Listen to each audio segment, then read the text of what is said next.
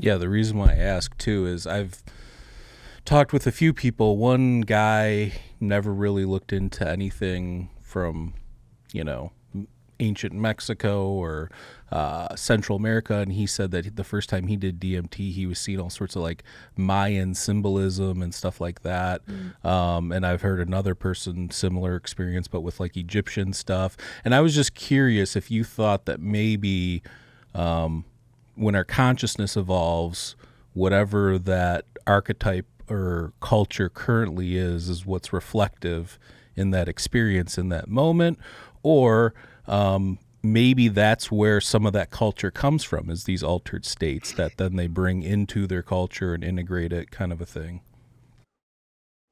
Yeah, I mean, for sure. I mean, if you look at the imagery of, um, Southern American peyote, um, peyote traditions, I mean, a lot of their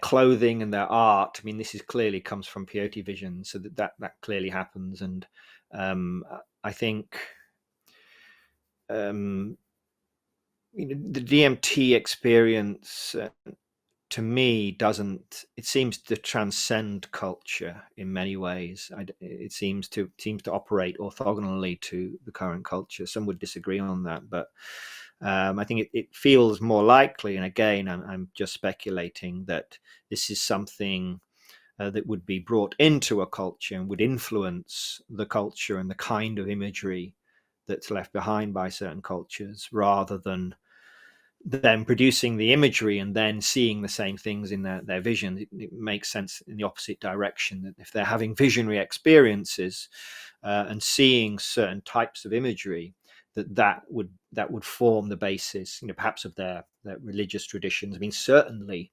in amongst the indigenous peoples of Amazonia, that is the entire basis of their religious mystical traditions, and the stories of the spirits comes largely from ingesting these um, powerful psychedelic drugs. Which came first? Were they somehow aware of these beings prior to, and they developed the technologies in order to see them more clearly, and gain access to them more readily?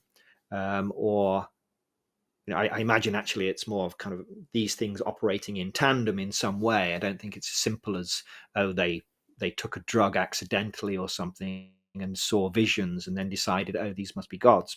I think it's more like something deeper and stranger is going on